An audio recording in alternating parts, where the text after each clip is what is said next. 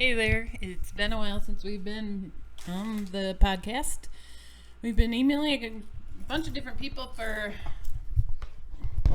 guests to come on the show. Haven't heard much back, not too much response. So, in the meantime, we have been exploring a new angle as far as the center of the earth goes. We have been going to Latin Mass.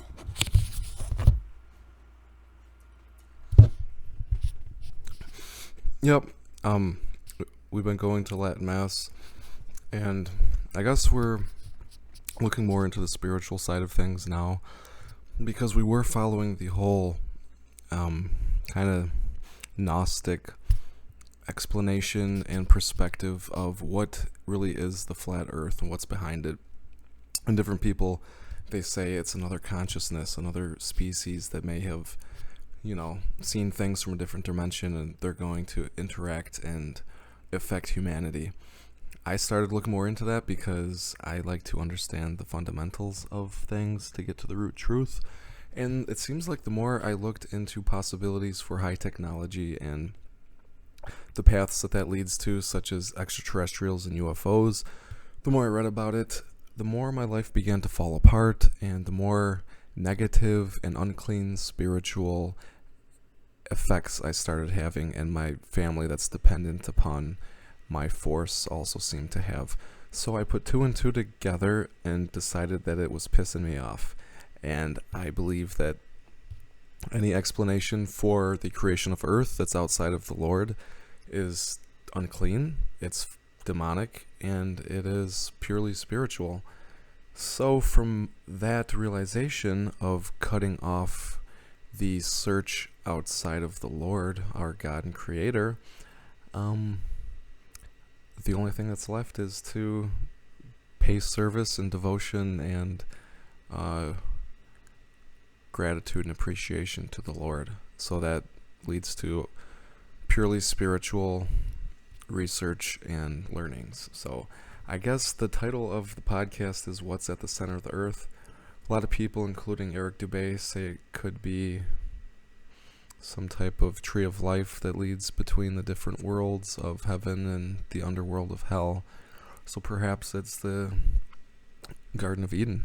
So that's spiritual, that's religious, that's kind of biblical. And so anything involving spirituality and the Lord is pertinent to the title of our podcast. And coming from that perspective, it kind of makes it easier to look at what's at the center of the earth, because we're believing that we're safe under God's plan and under his guidance, and we are only exploring the world that he gave us, and we know that we will only discover what he wants us to discover, as he has a plan for each of us. And so it's a little bit less frightening to find out what's at the center of the earth. We are protected from God, and he will only let us see what he feels is right and what we need to become aware of at what time he feels is in our best interest. Yeah, that's very true. And for the past, probably my whole life, you pray to God for things that you demand that would bring me enjoyment and that I wanted him to do for my life, if he cared like a father so much about his creation, me. Until I realized a couple months ago, or a couple days or week ago, that everything that I sacrificed on an altar to God to get in return, that I prayed with words and prayers to get in return, every desire and pretty much demand that I made of him to enhance my pleasure in his creation was given to me, except in the opposite of pleasure. It was given to me in pain and torment. The people, because I like women a lot, and so I would ask for stuff like that, and what was given to me was torturous kind of power-hungry, success-driven, godless types of things that I wanted for pleasure from him. And the only things that I did receive out of all that praying were things that I never prayed for, because I never knew that I even wanted or needed.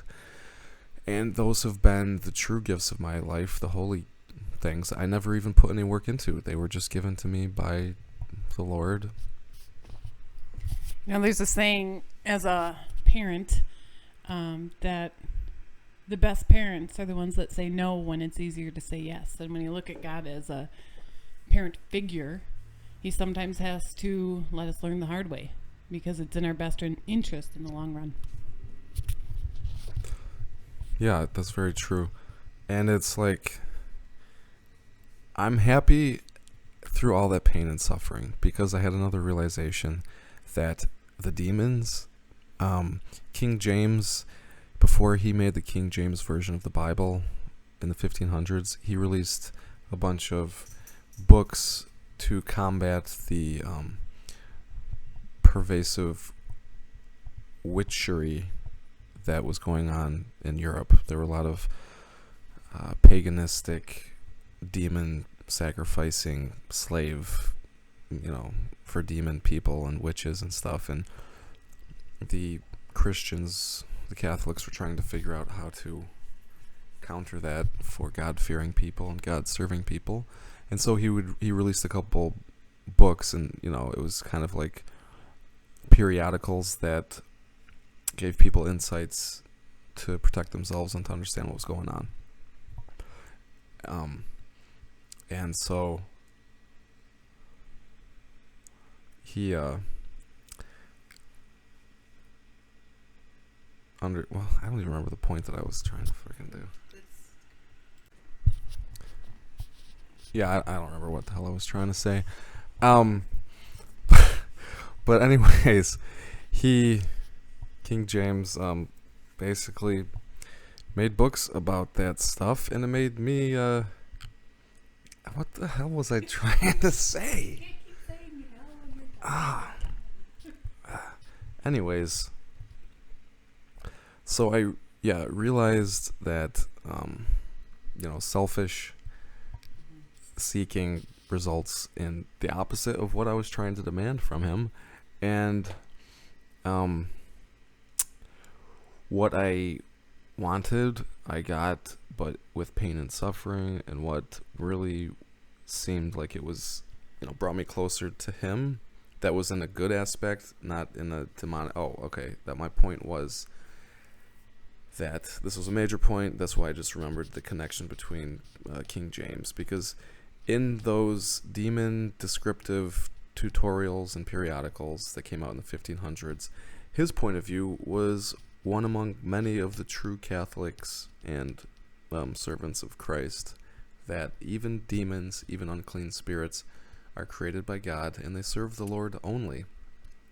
And I realized that like a month ago, through all this pain and suffering, because I had the realization that, all these assholes that make your life really painful, and they seem like they're witches, or they seem like they're deviant, or they seem like they're polluted by unclean spirits and thoughts, and just they're rotten people, that if you're a holy person or you have a natural connection to the Lord, and you don't want to hurt people naturally, but you see these other people that do, you think that those other people are not serving him, or you think that they serve Satan or whoever. Really, they don't, because if they really wanted to pull you away from the Lord, and they did have an oppositeness of the Lord, and they had another existence outside of him, when they wanted you to sin, or if they were bad or deviant, I explained this to Kristen, it's probably boring to her now, but if they wanted to have you separate from the Lord, when they had their Venus flytrap tempting you to go and bite, it wouldn't close in upon you and make your life a prisonous hell. It would keep pulling you with temptation and sin, and not have the kick return and knee-jerk reaction of pain and suffering down the road. It wouldn't be a prison that you have to contractually sign your soul away to, but it always is. So therefore, if you're a wise, God-fearing human with a soul, when you experience that from these so-called demon slave people, you will only get closer to the Lord. If you don't, you're stupid, and you're probably very far down the line of, demon infiltration or whatever that is. really, for me, they serve the Lord by showing you the consequences of separating from him or questioning him or doubting him. And it brought me a lot closer with fright and weakness back to the Lord's embracing protective light. And it happened when I looked into the truth about ETs and David Jacobs at Temple University. It just, everything started to fall apart, and having the doubt and thinking of some imperfect creation of the Lord, and seeing and seeking outside of him, and just the evilness that brings in. It's very obvious that explanations for our material world that are away from him are lies. Any thoughts, Kristen? So, over the course of the last couple of months or two, with all these realizations and starting to become close to the Lord, that's what brought us to the Latin Mass. We went to a couple different ones. The first one, very good, calming feelings, feeling like we were closer to God. And we started to go to a couple more. And we think that this is on the right track to bringing us not only the answers that we need, but a sense of calm, a sense of purpose sometimes. And in the end, I think that all the answers that we're looking for, what's at the center of the earth, they're going to come to us in time when God feels it's right. Yeah, I think that will happen.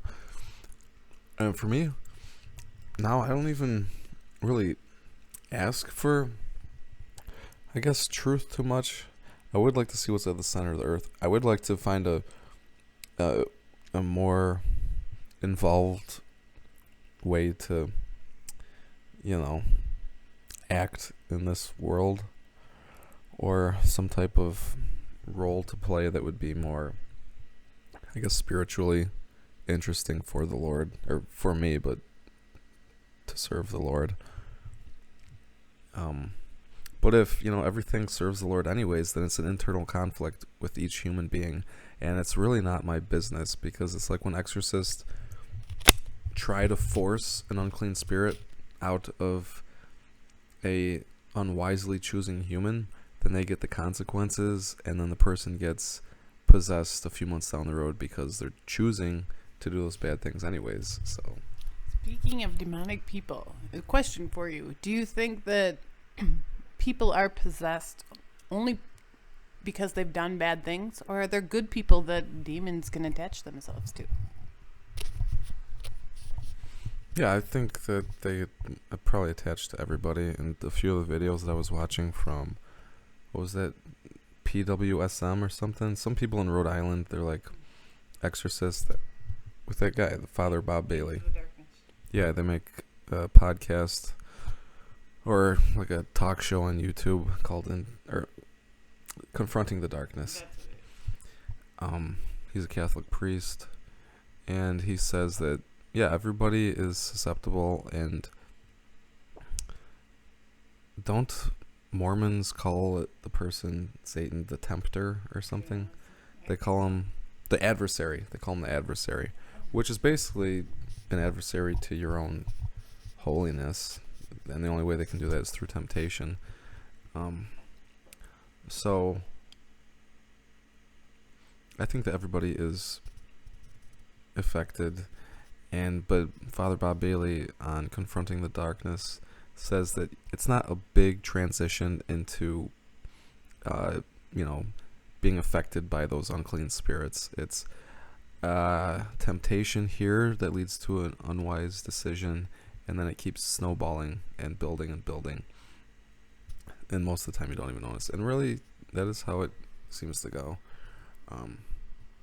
But yeah, so I don't know, I feel fulfilled with this finding, because my New Year's resolution was to find a religion, and I feel like with traditional Latin Mass, I found it through the traditional Catholic Church, and I believe that all breakaway Christian churches are only taking away from the true power and message of Jesus Christ.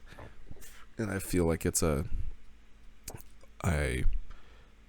subversive plot through whatever group it is, Freemasons. I don't know who really is subversively trying to destroy Christ's church, but the goal is pretty obvious of it, and it's to destroy Christ's church.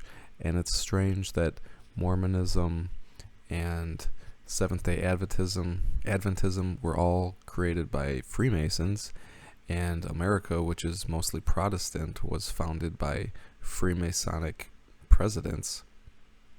So it does seem like Freemasonry and any breakaway church outside of the Central Catholic Church are only trying to destroy what Jesus Christ left as his legacy. And I feel like any church mass you go to that doesn't have what was created a couple years after Christ died, which is the traditional Latin Mass, and one leader priest praying together and sacrificing on the altar where everybody's hearts, minds, and eyes and ears are intently focused upon to sacrifice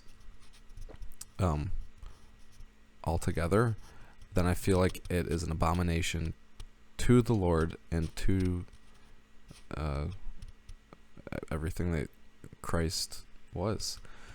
Because New Mass and Protestant masses and all those other masses, every time I went to one, it was disgusting to me.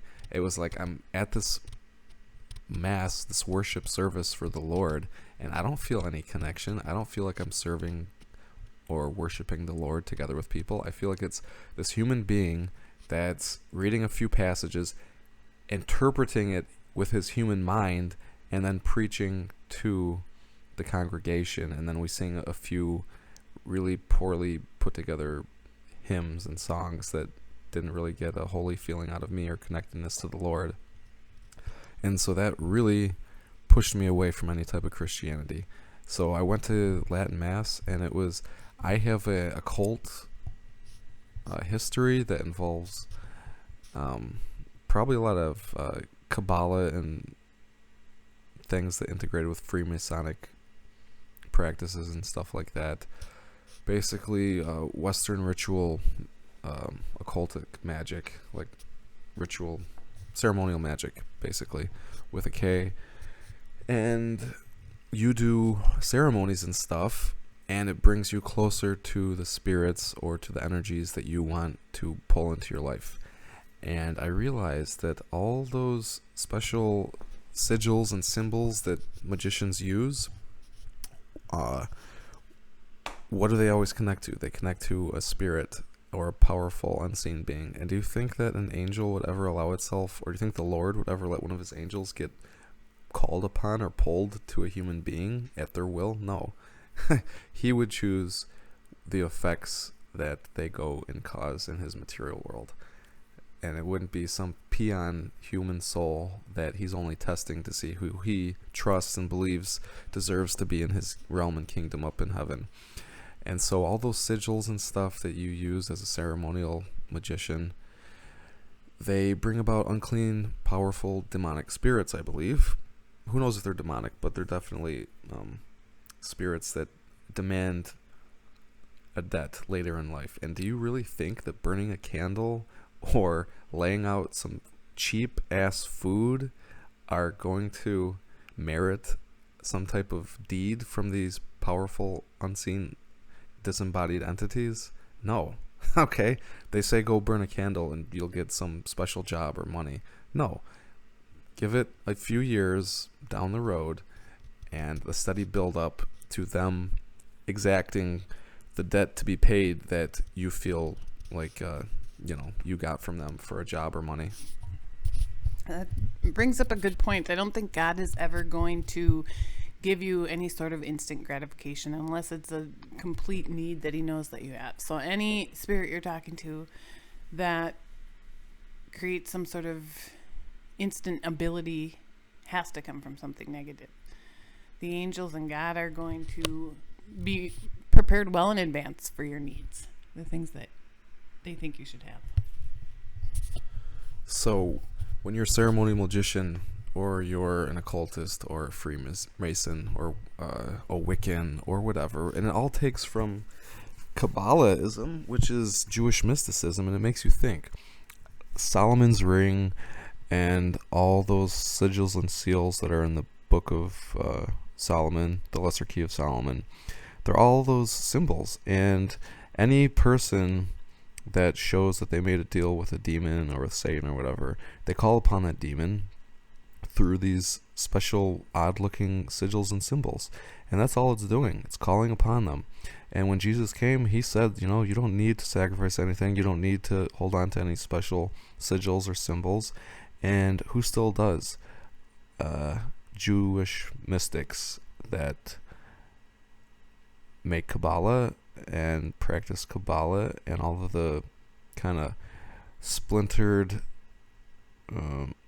magician groups that pull and get inspiration from those mages. And so me practicing that and seeing the ceremony that involves for getting something unclean down the road but physically enjoyable in the illusory immediate, made me see the spiritual effectiveness of that. And when I would go to the new mass type stuff, or the Protestant masses, I just didn't feel any type of spiritual empowerment or effects like ceremonial magic. But when I went to Latin Mass, I felt like it was ceremonial magic, the type of prayer and sacrifice for the ultimate power, but it was only to show devotion and service to the Lord, and to clean up all of your energies for service to the Lord. And from the previous, I guess,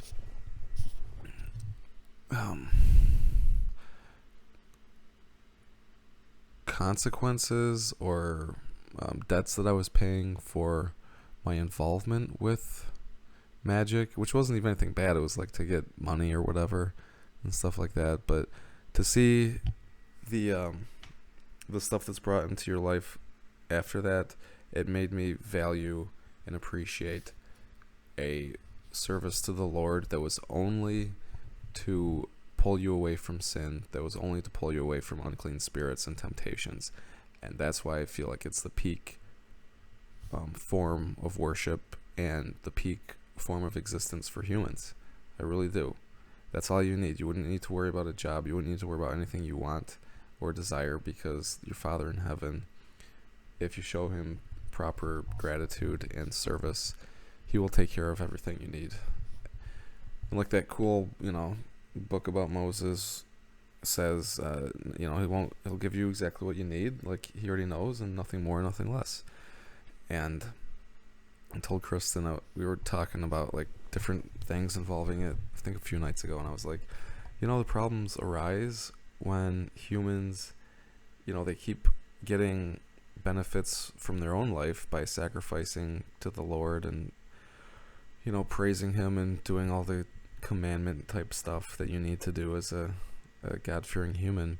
But then somewhere along the line, they start to feel like it's okay to have people worship them, or to look up to them, or to seek out answers from them. And that, any biblical story where a human being started to worship some other thing besides him, destruction and the chaos happened after that. So if you think that you can be an authority of anything outside of the Lord, or just have people look up to you in any type of worshiping way or admiring way, then you're going to only get his destruction of you and your psyche.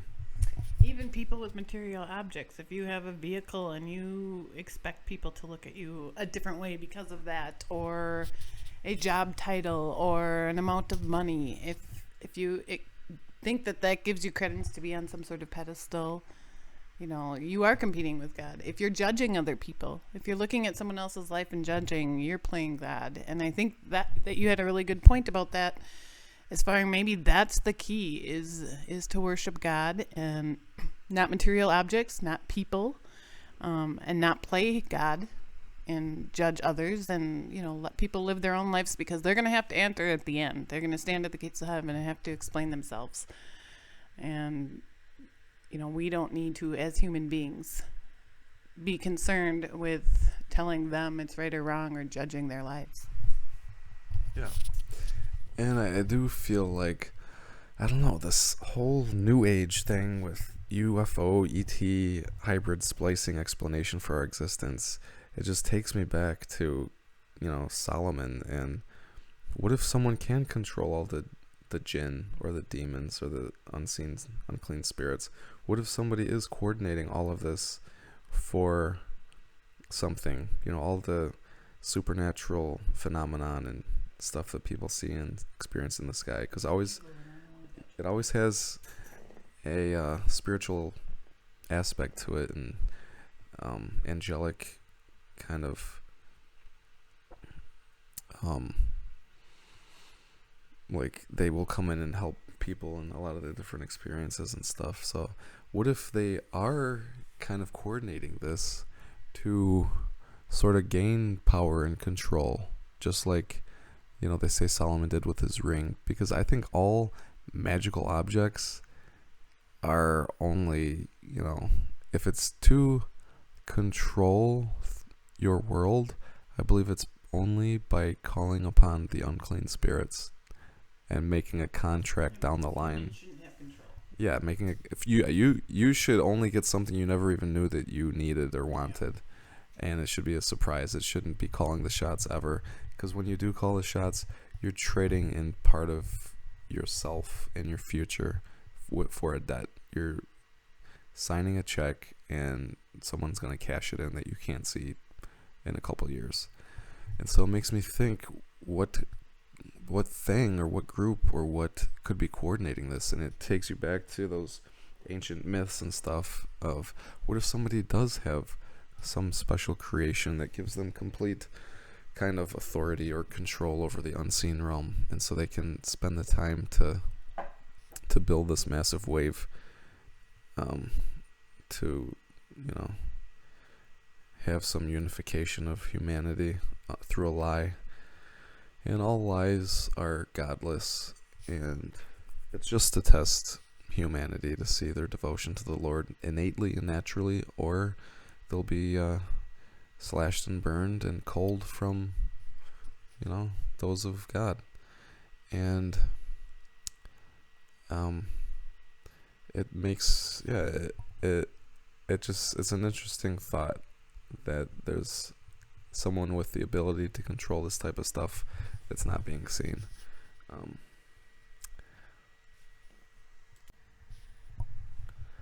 But yeah, it's funny, because I believe all magicians that think that they're controlling anything, they're only being tested with an internal struggle of their own soul to see how much they love their true self, which is in heaven with the Lord. And if they don't, then I guess they don't accept the changes and the truth that the Lord sends down in different stages throughout the ages. Then they just, I guess, won't be invited to the party.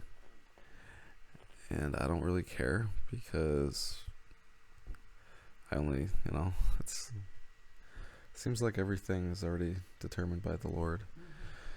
And I had the thought that, maybe he doesn't want everyone to be saved. He doesn't want everyone to be with him, and plus all this temptation and altercations and tests for humanity, and the prophets saying that the day of judgment is upon us, and you risk eternal fire if you don't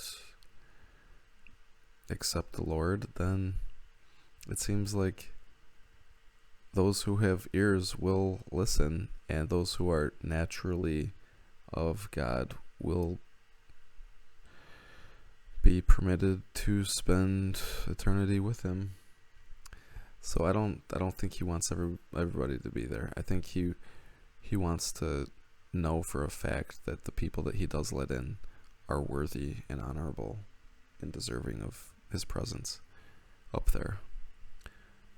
And I who knows what's up there? You know, different things are interesting. Like, I don't believe in reincarnation. I really don't. I think we would have more of a knowing of that, and all the Masonic, occultic, and even people that make their own cults outside of the Lord and science, deviant raping of Mother Nature scientists. They talk about reincarnation like Pythagoras, and screw those demon slaves. They're just allowing in voices of unclean monsters. And it is strange, though, to think about what could be after it. Even though I don't really want to question anymore, because I, in my heart, now know the sanctity and the safety that is under the umbrella of not questioning and honoring the Lord. So to me, the answer or the questions, the science behind it doesn't really matter anymore. I'm still going to keep looking at the facts and stuff to see how I can enhance my own worship and stuff like that. But I don't really seek anymore, because I kind of trust that he is the end all be all. But in Lourdes, France, Saint Bernadette, she was told by Mary in one of her apparitions. Is that what you would call it? Okay. Absolutely. To Saint Bernadette, she said, I cannot, because Saint Bernadette was sickly her whole life, and she was some young lady that had visions, or she actually saw Mary at Lourdes at like a waterfall or something like that. And Mary told Saint Bernadette, I cannot promise you happiness in this life or in the life to come or in the next. So it makes you think, what is the next? Is that heaven, but there's still potential conflict and sort of dramas that you experience? And then the same thing we were saying a while back, the Lord's Prayer. And one of the sayings in there is, thy will be done on earth as it is in heaven.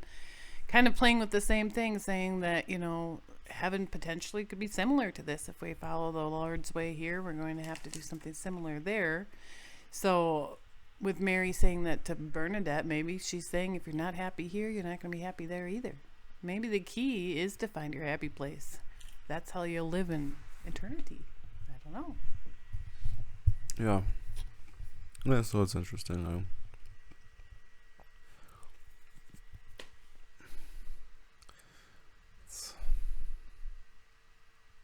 But I feel peace and contentment now. I guess, yep, that's the update. And I guess I would like to maybe interview some Jesuits that are in Arizona that have the telescopes, because if the Earth's flat and it is just the stars for signs of seasons and stuff like that, and it's the firmament, then what do they have those telescopes for? Is it just a ruse to go along with the godless plot to fool humanity of the truth? Or what are they actually zooming in on with those telescopes? And they're run by the Jesuits under the Catholic Church, so I guess I'd like to understand what those are about.